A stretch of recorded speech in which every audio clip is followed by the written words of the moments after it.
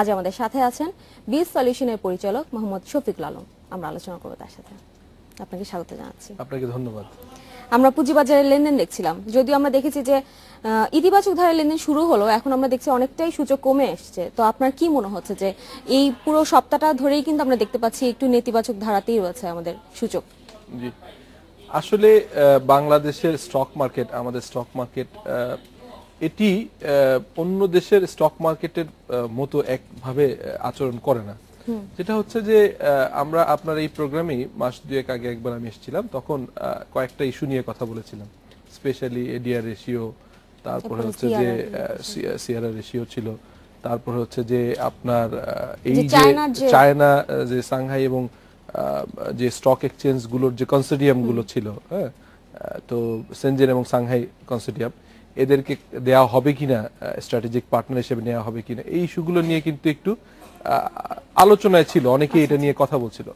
So আমি দেখেছি যে এই সবগুলো বিষয় কিন্তু খুব স্মুথলি সলভ করা হয়েছে। স্পেশালি যদি বলি যে প্রথম যদি মানি মার্কেট বলি, মানি মার্কেট সিনারিও কিন্তু আগের থেকে বেটার হয়েছে, এক্সেপ্ট সাম ফিউ ব্যাংকস, এটা খুব বেশি হবে না, আপনার 5-7টা ব্যাংক বাদে অন্যদের কিন্তু অলরেডি অবস্থান আগের থেকে বেটার। এটা কিভাবে রিফ্লেক্ট করে হচ্ছে যে কল মানিতে কিন্তু এখন 1% rate, that is very comfortable, যে কল মানি রেটটা কমে গেছে।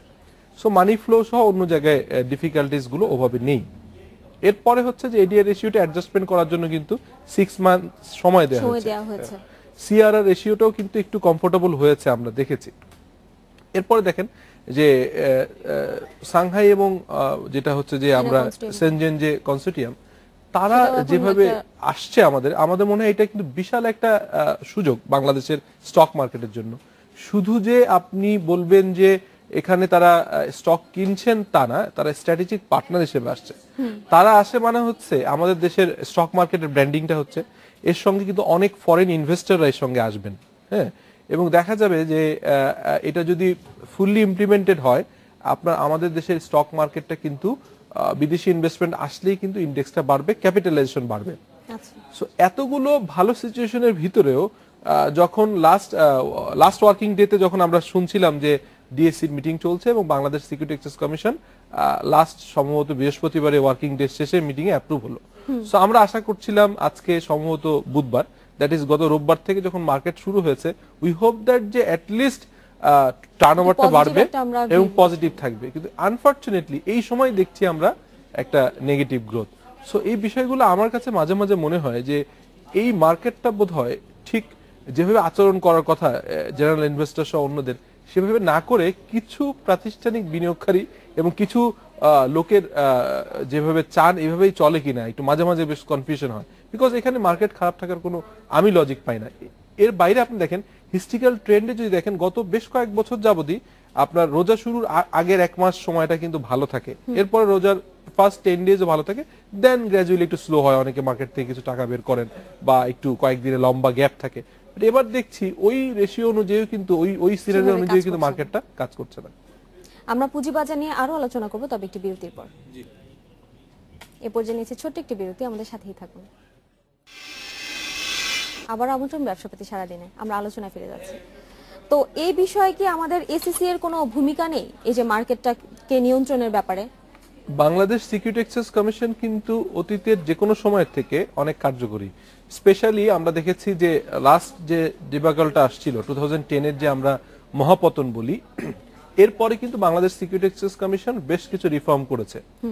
সো রিফর্মের জায়গাটাতে বেশ কিছু কাজ হয়েছে, বাট স্টিল আমি মনে করি যে মনিটরিং পার্টে specially Dhaka stock exchange, Chittagong stock exchange এবং বাংলাদেশ সিকিউরিটিজ কমিশন, এই 3 জায়গা থেকে কিন্তু এই জিনিসগুলো মনিটরটা আর একটু ডিফারেন্ট হতে পারে। এখন ধরেন পার্টিকুলারলি অনেক সময় কোয়ারি আসে কোনো প্রাইসের, কোনো একটা পার্টিকুলার স্ক্রিপ্টের প্রাইসটা যদি একটু বাড়ে, তখন কিন্তু কোশ্চেন করা হয় যে এটা কেন বেড়েছে, বা কোনো প্রাইস সেন্সিটিভ ইনফরমেশন আছে কিনা, বা এই ধরনের ইনফরমেশন।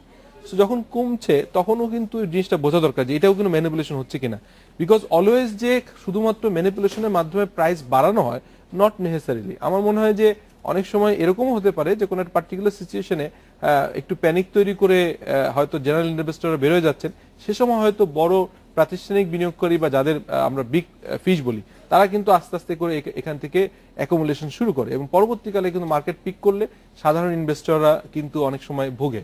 সো আমার কথা হচ্ছে যে এখানে কিন্তু প্রচন্ড বেশ কিছু ভালো রিফর্ম এসছে, বেশ কিছু কার্যকরী পদক্ষেপ আমরা অতীতে দেখেছি। এখন কিন্তু এই জিনিসটা দেখার বিষয়, স্পেশালি এই পার্টিকুলার সিনারিওটা যে কোনো নেগেটিভ সিচুয়েশন নেই, তারপরেও কেন পুরো সপ্তাহ জুড়েই মার্কেটটা এরকম ডাউন ট্রেন্ডে থাকবে, এটা নিয়ে আমার মনে হয় যে একটু আমাদের বিনিয়োগকারীদের একটা বড় বড় অভিযোগ থাকে যে নতুন স্ক্রিপ্ট পাচ্ছে না। তো এই বিষয়ে মানে আমাদের এসিসি এর কি কোনো একটা ভূমিকা রাখা উচিত নেই এই মুহূর্তে? এক্স্যাক্টলি, দেখেন আমি আর একটা প্রোগ্রামে একবার বলেছিলাম যে Bangladesh security exchange commission specially Dhaka stock exchange এবং চিটাগাং স্টক এক্সচেঞ্জ এখন কিন্তু এটা ডিমিউচুয়ালাইজেশন হয়ে গেছে, দ্যাট ইজ হচ্ছে separation from the owner and the management. So এই ম্যানেজমেন্ট কিন্তু এখন কিন্তু প্রপার ব্র্যান্ডিং করা দরকার। ধরেন আজকে বাংলাদেশে ইউনিলিভার সহ অনেক মাল্টিন্যাশনাল কোম্পানিগুলো আজকে স্টক মার্কেটে তারা কিন্তু আসছে না, বাট বাংলাদেশই একমাত্র এক্সেপশন যেখানে এরকম বড় বড় কোম্পানিগুলো বিজনেস করছে এবং পুঁজিবাজারে আসছে না। এর বাইরে বড় বড় অনেক কোম্পানি আছে। ট্যাক্স ফিসকাল ইনসেন্টিভ গুলো থাকতে হবে। ধরেন আজকে অনেক বড় বড় কোম্পানি আছে যারা বিজনেস ভালো করছে, তারা কিন্তু ফাইন্যান্সিং নিড হলেই কিন্তু ব্যাংকে যাচ্ছে। ওয়াই?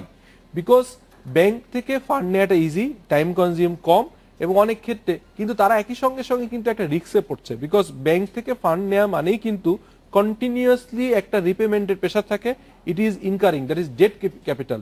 বাট ইকুইটি ক্যাপিটাল অর্থাৎ স্টক মার্কেট থেকে যদি কেউ ফান্ড তোলে তাহলে কিন্তু অ্যাটলিস্ট তার কিন্তু এটা কিন্তু এক্সপেন্ডিচার হিসেবে আসছে না, তার কিন্তু এটা ডিভিডেন্ড আকারে চলে যাচ্ছে। সো কস্ট অফ বিজনেস একই সঙ্গে সেভ হচ্ছে এবং বিজনেসের কিন্তু একটা ইকুইটি এবং ডেটের যে রেশিওটা এটা কিন্তু ভালো থাকে। বাংলাদেশে দেখি যে আপনার অনেক কোম্পানি আছে যাদের হচ্ছে ডেট ইকুইটি রেশিও কিন্তু ডেট যদি 80, 90, ইভেন 90 এরকম আছে, 10% equity, but equity should B A balance. ধরেন যদি এরকম হতো যে 40-60 হচ্ছে, that is a standard scenario.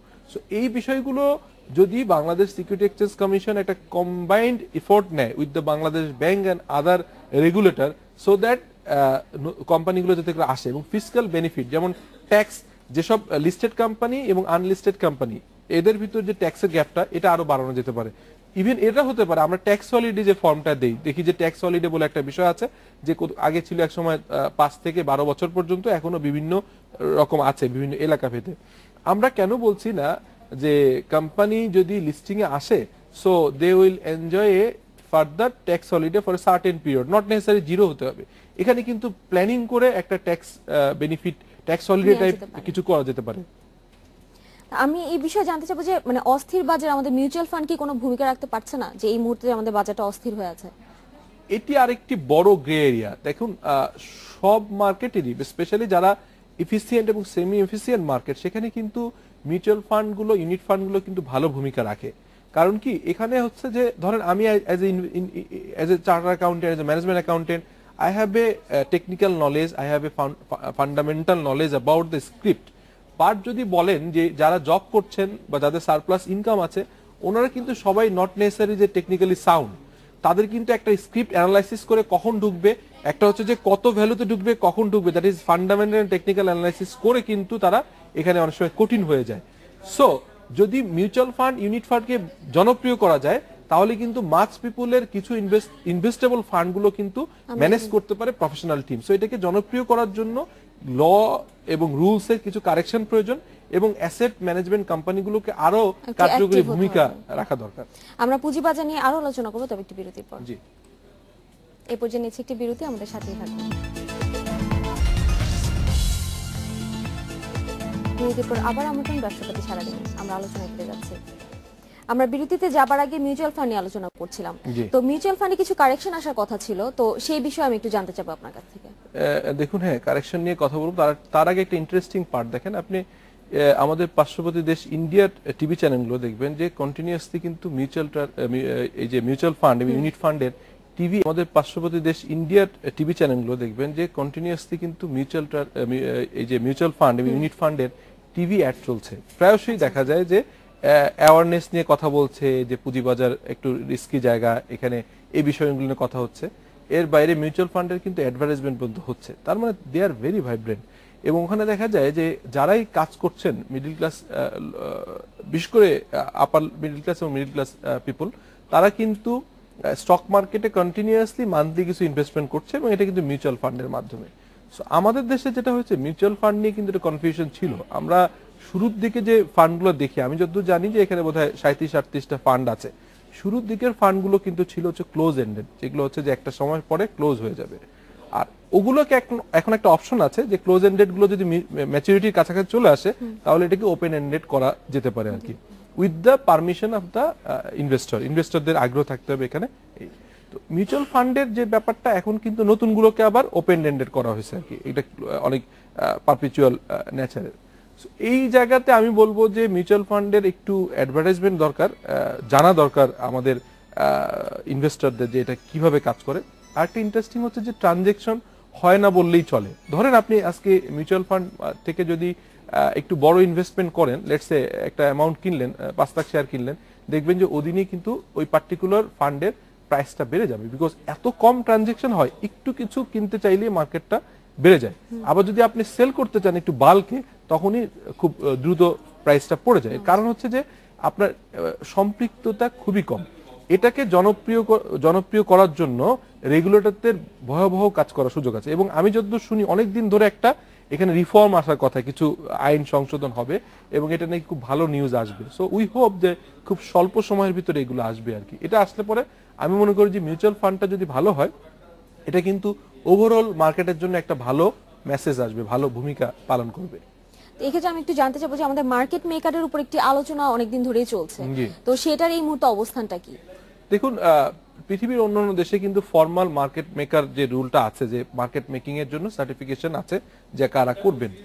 আমাদের দেশে আনফরচুনেটলি মার্কেট মেকিং এর কোনো ফর্মাল সার্টিফিকেশন নাই, বাট তারপরেও কিন্তু ইনফরমালি তাদের সুবিধা মতো করছেন, বিশেষ করে বড় বড় ইনভেস্টর যারা আছে, মানে যেটাকে বলবো হচ্ছে আপনার কি প্রাতিষ্ঠানিক বিনিয়োগকারী। বাট এটা যদি একটা রুলস রেগুলেশনের মাধ্যমে আসে এবং মার্কেট মেকার, দেখেন এই যে আইসিএবি কিন্তু সবচেয়ে বড় মার্কেট মেকার ছিল। কারণ কি, যখন মার্কেটের সাপোর্ট প্রয়োজন হয়, মার্কেট যখন প্যানিকলি পড়ে যায় এবং আননেসেসারি অনেক সময় যেটা হয় যে মার্কেটটা স্ট্রেন্থে কাজ করছে না, তখন কিন্তু আইসিবির এখান থেকে শেয়ার কেনার কথা ছিল। কিন্তু এবার আমরা দেখলাম আনফরচুনেটলি আইসিবি কিন্তু যেহেতু অন্য বিভিন্ন কারণে অন্যান্য ব্যাংকের এবং গভর্নমেন্টের সাপোর্ট দেওয়ার জন্য, বিশেষ করে ব্যাংকিং মানে ক্যাপিটাল মার্কেট থেকে মানি মার্কেটে সাপোর্ট দেওয়ার জন্য কিন্তু আইসিবি এখানে ইনভেস্ট না করে বরং সেলারের ভূমিকা আসছে। যখন মার্কেট খারাপ ছিল, আইসিবির উচিত ছিল এখানে কিন্তু ইনভেস্টরের ভূমিকায় থাকা। সো আমি মনে করি যে এই যে আপনার ইনভেস্টর যে দেখে মানে আরো একটু অ্যাকাউন্টেবল করার জন্য কিন্তু এই ধরনের একটা মার্কেট মেকারটা রুলটা দ্রুত আসা দরকার। তা আমি একটা জিনিস জানতে চাইবো যে আমাদের যে বিনিয়োগকারীরা তারা যে প্রাইস সেনসিটিভ ইনফরমেশন গুলো দেখতে পায় ডিএসসি তে, তো এটা কতটুকু ভূমিকা রাখে তাদের বিনিয়োগের ক্ষেত্রে? ভালো কোশ্চেন করেছেন। এখানে যেটা হচ্ছে যে বাংলাদেশের কন্টেস্টে যদি বলি যে মার্কেটটা আসলে এখন আমরা ইভেন সেমি এফিসিয়েন্ট মার্কেটও বলতে পারবো না, বিকজ এখানে কিন্তু মার্কেট ক্যাপিটালাইজেশন ছোট, জিডিপির সঙ্গে যদি আমাদের মার্কেটের ক্যাপিটালাইজেশন কম্পেয়ার করি, ইটস খুবই ছোট। পার্শ্ববর্তী যে কোনো দেশের সাথে কম্পেয়ার করলে আমাদের অনেক ছোট। সো মার্কেট ছোট, মাত্র 330-40টা লিস্টেড কোম্পানি। সো এখানে দেখা যায় প্রাইস সেনসিটিভ ইনফরমেশনের আগেই কিন্তু ইনসাইড ইনফরমেশনের বেসিসে কিন্তু রিউমার বেসিসে ইনফরমেশন আগেই ইম্প্যাক্ট পড়ে যায়। সো আমরা প্রাইস সেনসিটিভ ইনফরমেশন জানার যে আগ্রহ এবং সেই অনুযায়ী মার্কেটের যে রিফ্লেকশন, এই বিষয়টা কিন্তু খুব একটা দেখি না। দেখা যায় যে মার্কেটের যে একটা কোম্পানির বোর্ড সভা হবে, বোর্ড সভায় অবভিয়াসলি নোটিশে দেয়া থাকে যে ডিভিডেন্ড ডিসকাশন হবে, বিজনেস এক্সপানশন ডিসিশন হবে। মোট কথা হচ্ছে ক্যাপিটাল মার্কেটে প্রাইস সেনসিটিভ মানে মূল্য সংবেদনশীল তথ্য দিতে পারে এমন ইনফরমেশনগুলো থাকে, এবং সেটা কিন্তু নিয়ম হচ্ছে যে বোর্ড সভা করার খুব দ্রুত সময় টাইম ফ্রেম আছে, আধা ঘন্টার ভিতর জানাতে হবে, কতগুলো ইলেকট্রনিক এবং প্রিন্ট মিডিয়া দিতে হবে, Bangladesh security exchange commission, Dhaka stock exchange জানাতে হবে। সো এই বিষয়গুলো যেভাবে হওয়ার কথা, প্রাইস সেনসিটিভ ইনফরমেশনগুলো ওভাবে কিন্তু রোল প্লে করে না। এবং আমাদের ইনভেস্টরদেরও একটা দুর্বলতা আছে যে ঢাকা স্টক এক্সচেঞ্জের যে ওয়েবসাইট, এটাকে আরো কন্টেম্পোরারি করা যায়, আরো বেশি অ্যানালাইটিক্যাল করা যায়, বাট এখানে কিন্তু প্রাইস সেনসিটিভ ইনফরমেশন গুলো চলে আসে। গতকালকে ডিসিশন গুলো, প্রাইস সেনসিটিভ ইনফরমেশন গুলো যেটা হয়, মিটিং গুলোর বোর্ড মিটিং গুলো সাধারণত আপনার ট্রেড টাইমে হয় না, ট্রেডের পরে হয়। সো সঙ্গে সঙ্গে ইনফরমেশনটা আসে এবং সকালে কিন্তু আমাদের ইনভেস্টরদের কিন্তু এই ওয়েবসাইট দেখে জিনিসগুলো বুঝে রিফ্লেকশন করা দরকার এবং সেই অনুযায়ী ইনভেস্টমেন্ট ডিসিশন নেওয়া দরকার। বাট দেখা যায় যে এই ইনফরমেশনগুলো রিউমার বেশি হয়ে যাচ্ছে। তো তো আমি একটা জিনিস জানতে চাবো যে পুঁজিবাজারে যে গভীরতাটা যদি আমরা আরো একটু বাড়াতে চাই, তো জি। আপনারা যারা অ্যাকাউন্টিং এ আছেন, জি। তো আপনাদের ভূমিকাটা আমি এই বিষয়ে জানতে চাইবো। দেখেন, অ্যাকাউন্টিং প্রফেশন কিন্তু স্ট্যাটুটরি প্রফেশন। আপনার সাথে কথা হচ্ছিল যে আমরা মোস্টলি যারা অ্যাকাউন্টিং কমিউনিটিতে কাজ করি, আমি একজন charter accountant, management accountant, charter secretary আছে, এরা কিন্তু বেসিক্যালি কর্পোরেট গভর্নেন্স এনশিওর করে। So most of the case কিন্তু according to the corporate governance guideline, company secretary এবং CFO must be part of board, তারা বোর্ডে থাকে। সো আমাদের একটা বড় ভূমিকা আছে। যেসব কোম্পানিগুলো ভালো করছে বিজনেসে, তারা কেন ফরেন ফান্ড অথবা লোকাল ব্যাংকে হাই রেটে, দেখুন ব্যাংকের রেটটা গত বছরের 17 সালে আপনার জুন জুলাই আগস্টে আমরা দেখেছি যে সিঙ্গেল ডিজিট ছিল 8% 9%, সেটা কিন্তু বেড়ে এখন 12-13% চলে আসছে। It is very risky for the business, but এই ফান্ডটাই যদি ক্যাপিটাল মার্কেট থেকে নেয়ার জন্য কাজ করা হতো, তাহলে কিন্তু ফাইন মর্নিং 6 মান্থের ভিতরে কিন্তু কস্ট অফ ফান্ড কিন্তু 4-5% বেড়ে যেত না। সো আমি মনে করি যে অ্যাকাউন্টিং কমিউনিটির সবচেয়ে বড় ভূমিকা রাখার সুযোগ আছে যদি আমরা এখান থেকে বলতে পারি যে আমরা সিএফও বাংলাদেশ নামে একটা অ্যাসোসিয়েশন আছে। সো ইনশাআল্লাহ will try to take some part. আমরা একটা সেমিনার বা এই ধরনের সিম্পোজিয়াম করার চেষ্টা করব। এই যে সামনে বাজেট আসছে, তো আমাদের বাজেটকে সামনে রেখে পুঁজিবাজারে কি কোনো প্রস্তাবনা আছে কিনা বা কি আছে সেটা জানতে চাই। আমার মনে হয় যে পুঁজিবাজারের জন্য কিন্তু যেটুকু ভূমিকা থাকার কথা ছিল গত 3-4টা বাজেটে, ওভাবে কিন্তু পুঁজিবাজারকে ওভাবে সাপোর্ট দেওয়া হয়নি। খুব খারাপ কিছু ছিল না, বাট আরেকটু সাপোর্ট দেওয়া যেত। যেমন একটা সাপোর্ট আমি বলতে পারি, সেটা হচ্ছে যে আপনাকে অলরেডি বললাম যে নতুন একটা কোম্পানি যদি স্টক মার্কেটে আসে, আইপিওতে ইনিশিয়াল পাবলিক অফারের মাধ্যমে আসে, তাকে কিন্তু মানে কিছু ফিসক্যাল ইনসেন্টিভ দেওয়া যেতে পারে, স্পেশালি ট্যাক্স ইনসেন্টিভ। যে আমি যেটা বললাম, ট্যাক্স হলিডে আদলে হতে পারে, অথবা যখন সে let's say non listed company হিসেবে, প্রাইভেট লিমিটেড কোম্পানি হিসেবে যে রেটটা আছে, সো এখানে যদি আরেকটু মেকানিজম করা যায়, এটা একটা ইস্যু। আরেকটা ইস্যু হচ্ছে, দেখেন আমাদের দেশের ক্যাপিটাল গেইনের উপরে কিন্তু ট্যাক্সটা ফ্রি। আমরা একটা সার্টেন লেভেল পর্যন্ত ক্যাপিটাল গেইনের উপর ট্যাক্স দিতে হয় না হবে, বাট যেটা আমরা রেভিনিউ গেইন বলি, মানে দ্যাট ইজ হচ্ছে ডিভিডেন্ড পাই, ডিভিডেন্ডের উপরে কিন্তু ট্যাক্সটা আছে, টিডিএস আছে। সো ইনভেস্টররা কিন্তু, আমরা গভর্নমেন্ট আশা করছে যে মার্কেটকে যদি ভোলাটাইল না করে, মার্কেটকে যদি স্টেবল করতে চাই, মার্কেটকে যদি একটা গ্রোথে নিতে চাই, তাহলে কিন্তু শর্ট টার্ম ইনভেস্টমেন্টের থেকে লং টার্ম ইনভেস্টমেন্টে যাওয়া উচিত। আর লং টার্ম ইনভেস্টমেন্ট মানে হচ্ছে কিন্তু আপনি ইয়ারলি একটা ডিভিডেন্ড পাবেন, সেটা মিউচুয়াল ফান্ড হোক অথবা যদি আপনি কোনো স্ক্রিপ্টে হোক। সো আমরা যদি লং টার্ম ইনভেস্টকে এনকারেজ করে থাকি, তাহলে কিন্তু এখানে একটা ডাবল স্ট্যান্ডার্ড পলিসি হয়ে যাচ্ছে, যে আমরা কিন্তু ডিভিডেন্ডের উপরে আপনার টিডিএসটা করছি। সো এটাকে যদি খুব কমানো যায়, অথবা যদি ইনফ্যাক্ট এটাকে নীল করা যায়, আমার মনে হয় এর সুফলটা কিন্তু ক্যাপিটাল মার্কেট পাবে, আমার বিশ্বাস। তা আমি একটি জিনিস জানতে চাবো যে আমাদের পুঁজিবাজারের যে বিনিয়োগকারীরা আছে, এই মুহূর্তে তাদের জন্য আপনার পরামর্শটা কি? দেখুন, এই কথাটা আমরা সব সময় বলি, অনেকে একই কথা বারবার বলা হয়, সেটা হচ্ছে মার্কেট কিন্তু রিস্কি, অবভিয়াসলি এখানে রিস্ক আছে, এবং ক্যাপিটাল মার্কেট থেকে যেমনি হাই গেইন পাওয়া সম্ভব, সঙ্গে সঙ্গে এটা কিন্তু ভোলাটাইল। এটা কিন্তু এমন না যে আমি ব্যাংকে ডিপোজিট করেছি অথবা এফডিআর করেছি অথবা আমি সঞ্চয়পত্র কিনেছি যে বছর শেষে সার্টেন অ্যামাউন্ট পাবো। ইভেন বন্ডে ইনভেস্টমেন্ট কিন্তু অনেকটা সার্টেন, হ্যাঁ।